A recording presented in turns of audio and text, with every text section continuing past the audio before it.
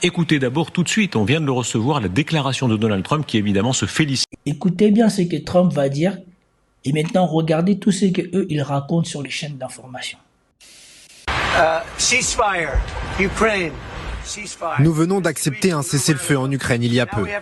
Nous devons maintenant nous rendre en Russie et nous espérons que le président Poutine sera également d'accord et nous pourrons mettre les choses en route.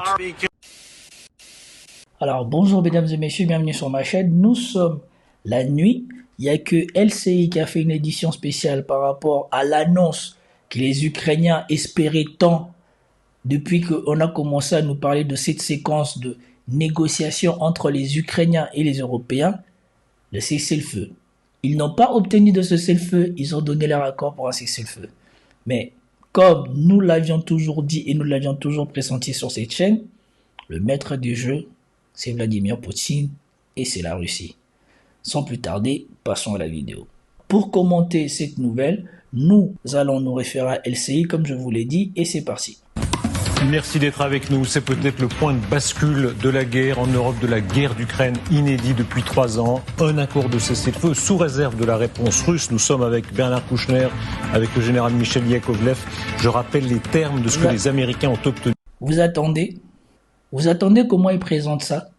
Et c'est ce que Sergueï Lavrov avait dit. Les Européens sont en train de parler d'un cessez-le-feu sans nous. Et ici, vous avez les médias français qui vous disent qu'un accord de cessez-le-feu, avant même qu'il y ait début des négociations, avant même que les deux parties se voient, on disait déjà que les Ukrainiens avaient mis tout leur espoir dans le fait qu'ils vont proposer un cessez-le-feu. À son arrivée à Jeddah, Volodymyr Zelensky est accueilli par des responsables saoudiens. Le président ukrainien a rencontré le prince héritier Mohammed Ben Salman, tout comme le secrétaire d'État américain, meneur de la délégation avec laquelle il discutera mardi de l'avenir de la guerre contre la Russie. Nous allons continuer à œuvrer pour un rapprochement de la paix. Nous espérons obtenir des résultats tant en termes de rapprochement de la paix que de soutien continu. Pour y parvenir, les Ukrainiens comptent proposer un cessez-le-feu partiel avec Moscou dans les airs et en mer. Une trêve qui présenterait l'avantage d'être facile à mettre en place et à surveiller selon Kiev et accueillie favorablement par Washington. Ils veulent montrer qu'ils sont prêts à travailler sous la supervision des Américains. Donc il y a quoi de nouveau là-dedans pour nous présenter comme si nous sommes à un moment fatidique, comme si c'est l'Ukraine qui va dicter un cessez-le-feu ou comme si c'est les États-Unis qui vont dicter un cessez-le-feu. On a toujours dit que le cessez-le-feu dépendra de la Russie. Et comme on le disait toujours, Emmanuel Macron et les Européens, ils ont beau gesticuler, Zelensky, il a beau parler, c'est lui qui va dire s'il y a cessez-le-feu ou pas, c'est la Russie. Et donc ici, plutôt que de nous poser la question, pourquoi les Ukrainiens se sont mis par terre, ont baissé leur froc devant les Américains comme ça et pleurent comme des enfants pour un cessez-le-feu, les gens sont plus là en train d'annoncer un cessez-le-feu que de se demander si les Russes ils vont accepter ou pas. Comme si les Russes ils avaient une obligation à accorder un cessez-le-feu à des personnes qui viennent de les bombarder il y a à peine moins de 24 heures. Et ils n'ont pas bombardé n'importe quelle position, ils ont bombardé des civils. À Jeddah avec les Ukrainiens, c'est beaucoup plus important que tout ce qui était prévu. Un cessez-le-feu de 30 jours, la reprise immédiate de l'aide militaire américaine et du renseignement militaire, un accord sur les minerais dès que possible. Le secrétaire d'État Rubio dit l'Ukraine a fait un pas, il s'en félicite, la balle est maintenant dans le camp de la Russie. Un cessez-le-feu de 30 jours, aux conditions de qui? Et la suspension de l'aide militaire américaine, est-ce que ça dépendait des Russes? Donc moi je ne vois pas en quoi jusqu'à là on a quoi que ce soit de différent de ce qui devait déjà se passer. Parce que même quand Zelensky s'est rendu à la Maison Blanche, Trump lui a bien dit, vous signez les accords sur les minerais, on a un accord entre nous, on a un accord qu'on va aller proposer aux Russes. Et ici tous ces gens-là essayent de faire comme si l'accord était déjà préobtenu. Non. Et surtout, quand vous les attendez, eux tous, les journalistes pro-ukrainiens, disent que sans l'accord des Russes, on n'aurait pas fait cette annonce. Mais cette annonce, en quoi concerne-t-elle les Russes? Et ça, c'est un jeu pour croire qu'ils vont mettre la pression aux Russes pour accepter tout n'importe quoi. Moi, comme je l'ai déjà dit, je reste dubitatif, je reste sceptique. J'attends de voir si les Russes vont accepter ça. Parce que les Russes, ils l'ont déjà dit, ils vont pas se laisser avoir. Ils ont connu Minsk 1, Minsk 2, ils ont connu ce que Biden a fait, ils ont connu tout ce que les Américains ont fait depuis la fin de la guerre froide. Ils n'ont aucun intérêt à signer un cessez-le-feu si ça ne leur profite pas. Et le timing de ces cessez-le-feu, c'est pas parce que les Russes le veulent, c'est parce que les Ukrainiens sont en déroute sur tout le front, en déroute. Et même avec l'aide américaine qui va reprendre, il n'y aura rien pour renverser le rapport de force sur le champ de bataille. Explication de texte, vous qui avez négocié si souvent, Bernard Kouchner, qu'est-ce qui se passe selon vous en coulisses? Est-ce que les Russes sont déjà en réalité à discuter avec les Américains? Je pense même que les Russes et les Américains sont d'accord sur le cessez-le-feu. Il y aura des... Mais écoutez-moi, franchement, c'est n'importe quoi. C'est n'importe quoi. Les Russes ont déjà discuté avec les Américains une première fois. Est-ce que les Russes, quand ils ont discuté avec les Américains une première fois, on en a fait un tatouin de choses qu'ils étaient d'accord?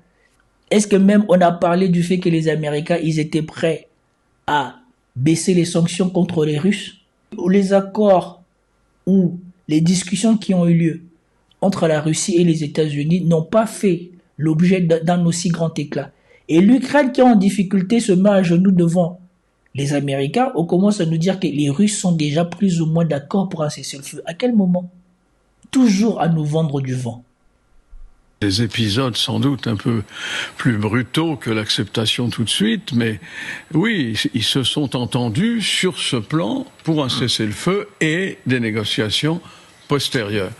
Est-ce que les Américains avaient prévu l'épisode douloureux pour tout le monde, mais très difficile à supporter de l'attitude qu'ils ont eue avec le chef d'État adjoint, avec M. Vance, c'est-à-dire l'humiliation en tout cas, une espèce de dureté avec l'homme qui s'était battu depuis 3 ans et qui méritait, avec ces Ukrainiens, si j'ose dire, avec le peuple ukrainien. Nous suivons ici les développements en direct. Dans quelques instants, on verra s'il y a une réponse russe, ce qu'elle est très précisément, cette fois non plus en coulisses, mais public. Est-ce que le plan Trump est en train de fonctionner? Est-ce que c'est avec les Européens, contre les Européens, le branle-bas de combat en Europe pour la sécurité européenne mené par le président de la République?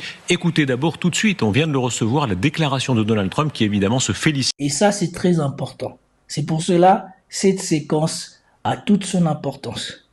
Écoutez bien ce que Trump va dire et maintenant regardez tout ce qu'eux ils racontent sur les chaînes d'information. Cite de ce qui a été obtenu là à Jeddah en Arabie Saoudite. Ceasefire, Ukraine. Nous venons d'accepter un cessez-le-feu en Ukraine il y a peu. Nous devons maintenant nous rendre en Russie et nous espérons que le président Poutine sera également d'accord et nous pourrons mettre les choses en route. Voilà. L'Ukraine vient d'accepter un cessez-le-feu. Et on vous rappelle que le plan de l'Ukraine, avant même que cette rencontre ait lieu, c'était d'obtenir un cessez-le-feu. C'était d'accepter toutes les conditions que les Américains vont leur imposer pour demander un cessez-le-feu. Donc, qu'est-ce qu'il y a là que eux là, ils font tout ce tintouin? Et vous écoutez bien, c'est que Donald Trump dit, maintenant que nous avons obtenu ça, nous allons aller en Russie pour voir si le président Poutine va l'accepter. Et on ne nous dit toujours pas dans quelles conditions. Moi, je ne crois pas aux conditions que donnent les Occidentaux. Les Russes n'ont aucune garantie et n'ont aucun intérêt à signer un cessez-le-feu vu la position qu'ils occupent sur le terrain. C'est l'Ukraine qui est en décrépitude qui a intérêt à ce qu'il y ait un cessez-le-feu. Et donc, écoutez bien la suite de l'intervention de Trump.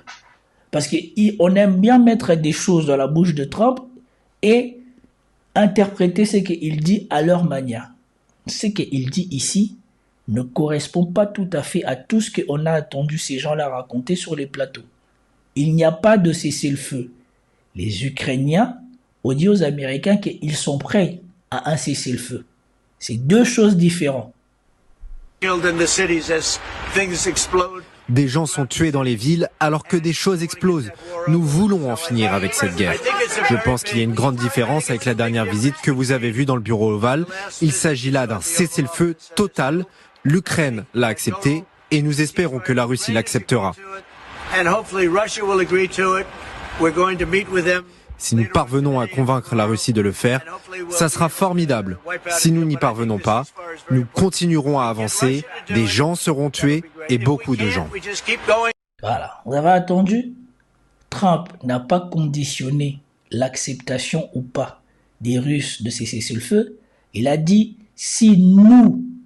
pas si nous leur obligeons, pas comme il a parlé à Zelensky en lui disant que vous n'avez pas les cartes pour discuter, vous devez signer ce qu'on vous dit. Non, ici il n'y a pas de ça. Il dit si nous parvenons à les convaincre, pas à les persuader, à les convaincre. Et si nous ne parvenons pas, nous continuerons à avancer et les gens continueront à mourir. Contrairement à tous ces médias, à tous ces journalistes, à tous ces experts de je sais pas quoi là qui racontent n'importe quoi, le langage de Trump, quand il parle de ce conflit et surtout quand il parle de la Russie, n'a rien à voir avec leurs idioties que eux ils racontent eux. Même dans la vidéo que je vous ai publiée hier, vous avez entendu la dame qui disait que et il va forcer les Ukrainiens à signer et après il va forcer les Russes à machin. Ici, à aucun moment, vous attendez le langage de Trump par rapport à l'Ukraine être celle qu'il utilise par rapport à la Russie. Et il vous dit bien que ce n'est pas une obligation pour les Russes de signer et que lui, il continuera à œuvrer pour la paix même si les Russes ne signent pas. Voilà, les minutes, les heures qui suivent nous diront si ça marche, mais en tout cas, pour l'instant, Trump dit « j'ai réussi ». Oui, c'est une escroquerie intellectuelle totale. Moi, je ne vois pas du tout de plan de Trump. Je vois qu'il a changé de position depuis la semaine dernière. Et donc là, il cherche à se poser en j'ai obtenu ce que je voulais, il a fallu que je force. Zelensky était prêt à négocier. Zelensky l'avait déjà dit avant, un cessez-le-feu, il était prêt. Donc Trump fait semblant d'avoir imposé à Zelensky d'accepter l'idée du cessez-le-feu. Zelensky était tout à fait d'accord avec le cessez-le-feu. Donc il se fait poser. Vous avez vu le rictus de Darius Rosbach? Il se fait. Pour vous dire, les fois entre eux-mêmes, ils doivent se regarder, ils doivent se dire, mais putain, mais qu'est-ce qu'on fait sur cette chaîne? On raconte vraiment de n'importe quoi. Zelensky s'était fait gonfler la tête par les Français, par les Anglais, qui ne voulaient pas que, soi-disant, cette paix soit négociée aux conditions des Américains. Et donc, ils lui ont monté la tête. Il est parti là-bas, il a fait son incident diplomatique. On l'a recadré. Et maintenant, il est venu pleurer pour qu'on lui redonne à nouveau l'aide militaire américaine aux conditions des Américains. Et en échange, il accepte que ce soit les Américains qui vont signer un cessez-le-feu. Vous attendez bien. Dans ce cessez-le-feu, ce ne sont pas les conditions des Britanniques qui sont repris. C'est juste des conditions de 30 jours. Et Trump, il a dit un cessez-le-feu total. On ne sait pas tout à fait à quoi ça correspond, mais ce n'est pas le plan de cessez-le-feu de Macron, ni de Stammer, ni des Européens. C'est que Sergueï Lavrov avait lui aussi rejeté.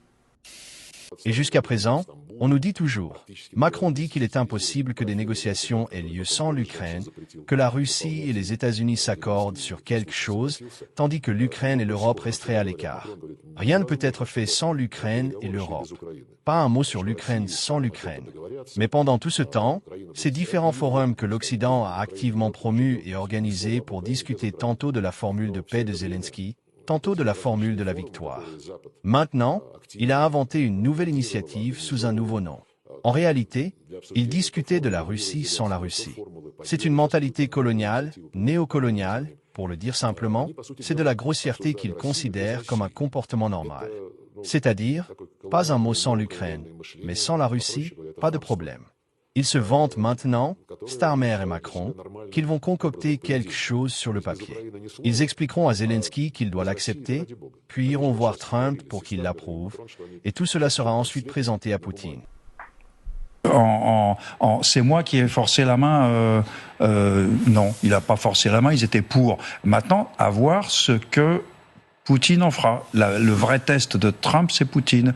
Mais sur ce coup-là, il a inversé à 180 degrés sous la pression des réalités. Bienvenue sur la planète Terre, Monsieur le Président. La méthode de l'extrême brutalité affichée par Trump, revendiquée par Trump, lui, il dit, contrairement à vous, j'ai réussi à faire pression sur tout le monde. Mais c'est vrai aussi. Ça ne veut pas dire que ce que dit Général a été faux. Je veux dire que c'était beaucoup plus préparé et planifié avec Poutine, bien entendu. Et donc, ça arrivait à quoi, tout ça? Au cessez-le-feu. Donc, ça s'est fait dans des conditions difficiles à accepter, oui, bien sûr, qui a montré que qui était le patron de la planète, c'était Trump, c'est ce qu'il voulait. Et qui voulait pourquoi? Pour de mauvaises raisons, sûrement. C'est pas une défaite des Ukrainiens, c'est une imposition, c'est une espèce de dureté faite au sacrifice de tous les Ukrainiens qui sont morts, bien entendu, mais bon, de ce combat. Et c'est vrai que ça, c'était pas préparé par nous, parce que nous, on pensait pas que ce cynisme allait jusque-là. C'est pas un cessez-le-feu, hein. On attend Poutine maintenant. Voilà.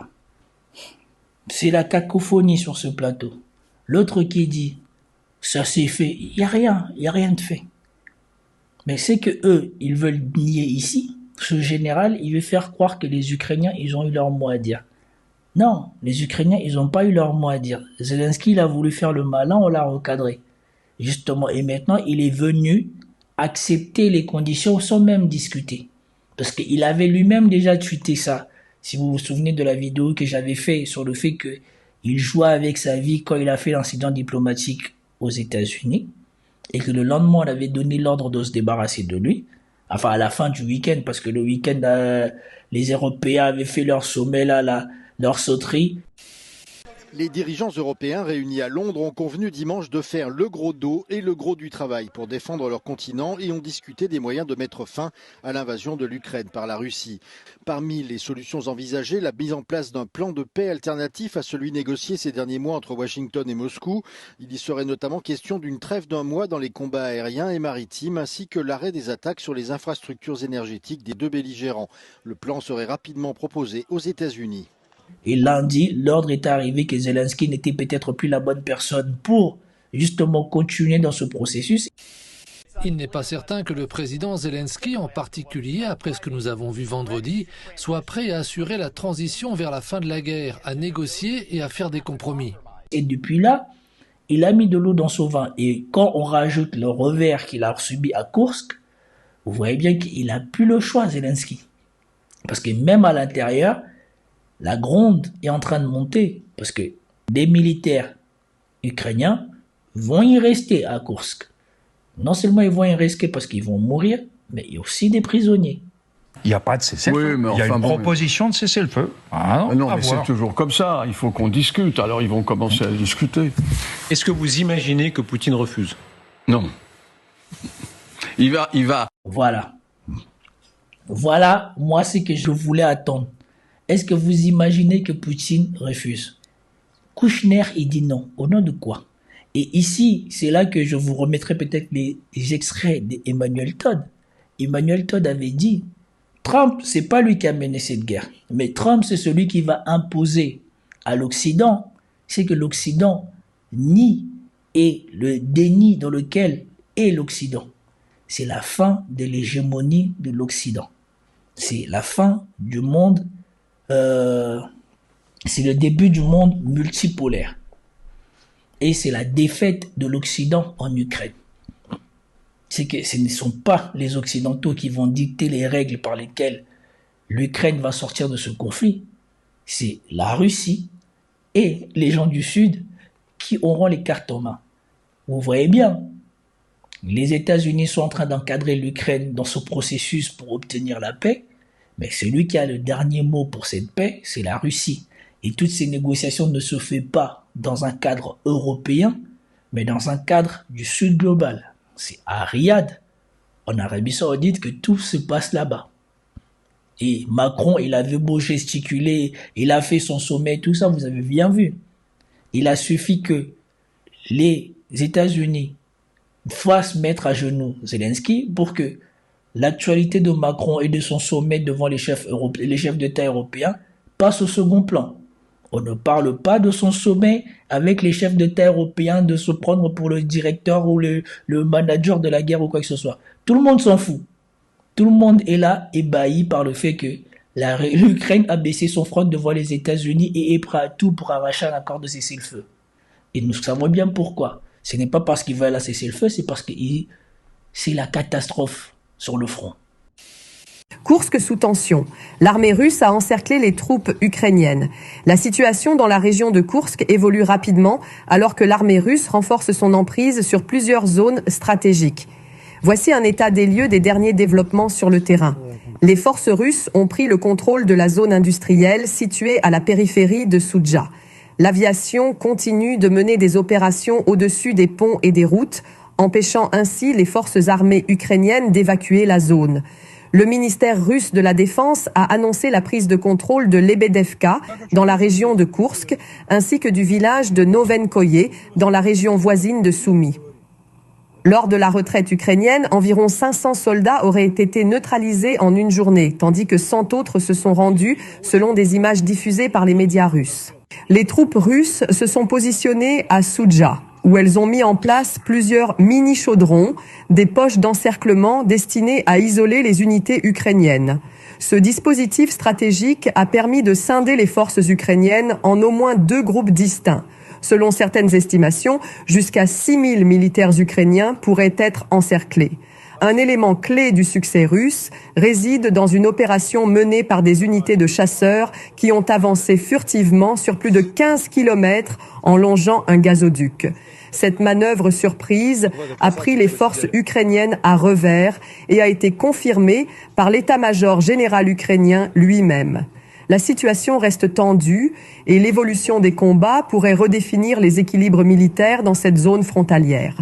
Les prochains jours seront déterminants pour comprendre l'ampleur de cette avancée russe et ses répercussions sur le conflit en cours. Aménager, avec quelques épisodes un peu difficiles, sa réponse, mais il va dire oui, je crois. Alors, c'est bien de dire. J'aimerais le croire. Voilà, je suis pas sûr parce que cette guerre est devenue consubstantielle au régime. Il a besoin de cette guerre pour justifier tout ce qu'il fait par ailleurs. Et donc, si la guerre s'arrête, ça va être dur à gérer pour lui, en réalité. Le retour de centaines de milliers de soldats à la maison, oui, avec ce qu'ils ont vécu et ce qu'ils ont fait vivre aux autres, je ne sais pas.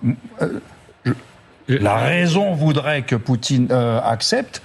Je ne sais pas si sa perception du pouvoir l'accepte. Mais un cessez-le-feu, c'est pas la paix. Et les conditions de la paix ne sont pas encore définies. Donc je ne sais pas pourquoi eux, ils mettent la charrue avant les bœufs. On ne sait même pas c'est quoi qu'il y a dans cet accord de cessez-le-feu.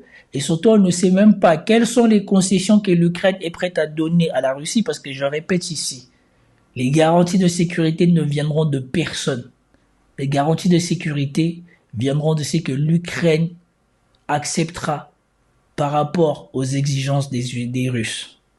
Probablement que l'Ukraine va devoir, une bonne fois pour toutes, renoncer à rentrer dans l'OTAN et accepter de devenir un pays démilitarisé. Probablement que si ces deux conditions ne sont pas réunies, l'Ukraine continuera à perdre des soldats et verra sa situation s'enfoncer de plus en plus. On ne peut pas non plus dire une chose et son contraire. On dit souvent, on offre un cessez-le-feu, ce sera le temps pour Poutine de se réarmer, de se préparer à la guerre suivante. Et maintenant, vous nous dites, en fait, ce sera à son désavantage. C'est à son avantage ou à son désavantage ? À court terme, il est devant l'abîme, en fait. La guerre s'arrête, je fais quoi ? Je justifie comment 3 ans de guerre, cette opération spéciale. J'ai des centaines de milliers de gens. Je justifie comment ces 3 ans de guerre ? Franchement, ça, c'est difficile. Est-ce que ce monsieur, il est vraiment général ? Est-ce que ça, c'est difficile ? Poutine, il a tout fait pour que cette guerre s'arrête plus tôt et de préserver les vies humaines. L'accord de paix était quasiment signé en avril 2022. C'est qui est venu dire que non ? On vous garantit qu'on va battre les Russes sur les champs de bataille. N'est-ce pas les Occidentaux, avec les Américains en tête, qui sont venus faire ça ? Est-ce difficile ? Poutine, il a déjà montré que les accords de paix étaient là. On a vu les gens qui étaient partis négocier pour l'Ukraine. À ce qui paraît, ils ont même été liquidés après. Du côté ukrainien, on a voulu effacer les traces qu'ils avaient accepté plus ou moins la paix. Et surtout, je rappelle ici, même ma belle famille, qui vit loin de la Russie, comprenne bien que la Russie est en train de défendre son avenir. Si vous allez parler à des Russes, à part si on instrumentalise là, qu'on voit à la télé ou quoi que ce soit, vous verrez que il y a très peu de Russes. Genre sur 10 Russes, vous aurez peut-être 2 qui sont contre Poutine et contre cette guerre. Les 8 autres sont pour cette guerre et pour que Poutine aille jusqu'au bout pour garantir la sécurité de la Russie. Ils ne se font aucune illusion par rapport à l'Occident et à ce qu'ils ont déjà vu. Et quand on voit ce que l'Occident a fait de cette guerre en Ukraine, dites-moi en quoi ces gens-là devraient avoir un tant soit peu confiance en l'avenir avec des gens comme ça. Pourquoi ils devraient même accepter ne serait-ce qu'un soldat de l'Occident en Ukraine? Qui vont rentrer à la maison, ça va être compliqué à gérer parce que ces gars-là, ils ont vu plus que la propagande. Et le pays va dire tout ça pour ça. Même s'il a eu des gains territoriaux, il n'aura pas dénazifié l'Ukraine. Ça va être dur à présenter de son côté. Donc c'est pour ça, j'ose croire qu'il accepte. Il n'y a pas d'opinion publique pour se montrer dur. Il n'y a pas d'opinion publique. Ils étaient jusqu'au bout, les Russes, enfin pas tous bien entendu, mais en gros l'opinion publique russe était acquise.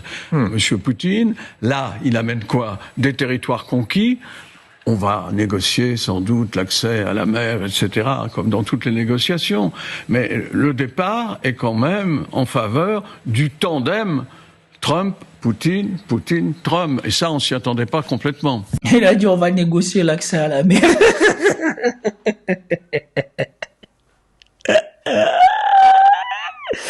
En tout cas, on va bien rigoler. Moi, je suis impatient d'attendre et de voir la suite. Déjà, je suis impatient de voir les Russes dire on arrête les combats. Et probablement que ça va prendre bien plus longtemps d'avoir un accord de Russes sur un cessez-le-feu qu'on ne le croit. Parce que ça ne sera pas la première fois qu'on a une décision qui soit suspendue et qui n'arrive pas. Souvenez-vous du mandat de l'autre au Moyen-Orient. Ça a pris des mois, des semaines, personne n'a pleuré. Souvenez-vous de combien de temps on a parlé de cessez-le-feu au Moyen-Orient sans que ça se concrétise. Bien que d'un côté, on était prêt à faire un cessez-le-feu, et même quand on avait fait un cessez-le-feu, ça capote. Et donc je ne vois pas en quoi ça bénéficierait à Poutine de signer un cessez-le-feu qui ne serait pas à son avantage, parce qu'il devrait le bafouer à nouveau et de refaire parler le shérif Cocorico. Il ne veut pas leur donner cette occasion-là. Alors le statu quo, c'est de dire qu'on négocie en long et en largeur et de jamais signer. C'est probablement ce qui va arriver. En tout cas, si la Russie signe ces accords de cessez-le-feu dans les semaines qui viennent, sans avoir conquis le Donbass, Lugansk et chassé les Ukrainiens de Kursk, c'est qu'on verra peut-être la même chose que quand les Russes avaient accepté la première concession, de se retirer autour de Kiev, et que Kiev est parti se vanter que soi-disant ils avaient réussi à repousser les Russes. Probablement nous verrons que les Ukrainiens vont se retirer d'eux-mêmes des territoires où les Russes ne veulent plus les voir, et ensuite de ça rentrer en phase de négociation. En tout cas, moi je suis très intéressé de voir quelle sera la suite. On va écouter une dernière fois pour voir s'il y a quelque chose d'intéressant, et après on va se laisser. Est-ce que c'est la démonstration de la puissance? Il y a beaucoup de concessions qui sont faites. Bien sûr, je rappelle, si je peux me permettre. 80% étaient payés, ou peut-être 75, j'en sais rien, mais enfin, l'immense majorité de l'argent et du matériel était fourni par les Américains. C'est pas étonnant qu'ils aient ce pouvoir. Précisez là-dessus, parce qu'il y avait une grande part américaine, mais une grande part européenne aussi. Il y avait une part et encore. Oui, et je pense que Trump croyait, il y a le 28 février, qu'en menaçant d'arrêter, Zelensky se mettrait à genoux en pleurant et en implorant. Et avec... Mais il est sérieux, lui? Il se ment à lui-même ou il ment à d'autres personnes? Tous les médias ont dit que l'Ukraine partait dans ces négociations à Riyad avec l'espoir d'obtenir un cessez-le-feu et l'espoir de renouer les relations diplomatiques avec les Américains pour avoir à nouveau l'aide américaine. Vous croyez qu'il a obtenu sans quoi? Au bombe le torse? N'importe quoi. Le soir même, sur son Twitter, il est en train de se mettre à genoux. Les frappes d'hier soir, les Ukrainiens ont montré qu'ils sont capables de frapper sans les Américains. Et le pays ne s'est pas effondré, l'armée ne s'est pas effondrée. En d'autres... Voilà. Vous voyez pourquoi je suis dubitatif? Il y aura toujours des gens comme lui qui vont croire que l'Ukraine a toujours les moyens de s'opposer aux Russes. Et c'est à cause de ce que les Ukrainiens ont fait hier. Un bruit sourd, suivi d'une explosion en plein cœur de la nuit. Celle causée par une attaque de drone attribuée à l'Ukraine selon le ministère russe de la Défense. Une détonation parmi des dizaines d'autres, comme ici à quelques kilomètres de Moscou. Cet appartement éventré n'a pas tenu face à la force de l'explosion. Son intensité a profondément choqué les habitants alentours. C'est arrivé aux alentours de 3-4 heures du matin. Il y a eu un grand bruit. Nous nous sommes réveillés, nous avons regardé. On ne pouvait pas comprendre ce qu'il se passait. On était terrifiés, on ne pouvait plus dormir. Selon l'armée russe, 337 drones auraient été abattus, dont 91 dans la seule région de Moscou. Au petit matin, le maire de la capitale russe, rarement attaqué, s'est exprimé sur Telegram. L'attaque la plus massive de drones ennemis contre Moscou a été repoussée. Par mesure de sécurité, l'aéroport international de Vnukovo a immédiatement interrompu son trafic. Les 3 autres aéroports qui desservent la capitale ont, eux, mis en place des restrictions temporaires. De son côté, l'Ukraine a déclaré qu'une telle attaque devait inciter Vladimir Poutine à accepter une trêve aérienne. Ils ont profondément troublé les cartes et voilà pourquoi je ne crois pas que les Russes devraient leur accorder ces cessez-le-feu. Il faut qu'ils leur en mettent encore plein sur la tranche pour que les Ukrainiens, quand ils vont avoir un cessez-le-feu, comprennent qu'ils ont de la chance d'obtenir un cessez-le-feu. Et probablement qu'à cause de ça, nous ne sommes pas prêts d'avoir l'accord des Russes sur ces cessez-le-feu. Parce que regardez ce qu'il dit. Terme, Trump se rend compte que lui qui dit « j'ai toutes les cartes en main », il y a des cartes qu'il n'a pas. C'est la capacité de résistance de l'Ukraine. Non mais attendez, moi j'étais pour que le peuple ukrainien gagne depuis le début et sans concession, mais c'est comme ça. Nous n'avons pas, nous, les Français, les Européens, les Américains, donné suffisamment d'armes pour menacer suffisamment, répétition, la Russie. Et là... Ah bon? Mais écoutez Kouchner, nous n'avons pas donné suffisamment d'armes pour menacer la Russie. Vous avez fini tous vos cages de réserve. Vous avez tout fini pour donner aux Ukrainiens. Vous avez produit des choses. Vous n'arrivez pas à produire à la vitesse des Russes. Vous êtes allé à partir acheter des trucs pour venir donner. Vous avez confisqué des trucs au Moyen-Orient pour venir donner à l'Ukraine. Qu'est-ce qu'il fallait donner de plus? Si vous donnez autre chose qui permette à l'Ukraine de faire l'idiot comme ils ont fait avec les attaques MS, vous-même, vous avez vu ce qu'on vous a montré avec l'Oreshnik. Depuis qu'on vous a montré l'Oreshnik, vous avez arrêté vos bêtises. Et jusqu'à aujourd'hui, on rappelle, ils n'ont jamais montré là où était tombé Oreshnik. Donc, je ne sais pas qu'est-ce que lui pense que soi-disant, ils auraient pu faire de plus. Là, il a montré hier soir qu'il pouvait toucher Moscou. C'est tout à fait normal qu'il ait fait ça avant la négociation. Bernard Kouchner, je suis frappé en vous entendant l'un et l'autre, les réserves plutôt chez le général Yakovlev. Et écoutez bien, là, il a montré qu'il était tout à fait capable de toucher Moscou avant les négociations, ce qui ouvre la porte à Moscou de montrer aussi que lui aussi, il est capable d'infliger des très gros dégâts à Kiev. Avant peut-être d'accepter ce cessez-le-feu et de bien faire comprendre aux Ukrainiens que c'est une chance. Et vous voyez le revers de la médaille. Voilà pourquoi moi, je pense que l'Ukraine n'obtiendra pas un accord de cessez-le-feu des Russes pendant encore des semaines. Ils vont laisser traîner ça le temps de leur en mettre plein la tête comme il faut. En tout cas, c'était tout pour cette vidéo. J'espère que vous avez apprécié. Si vous avez apprécié, commentez, likez, partagez et je vous dis à plus tard. Peace out.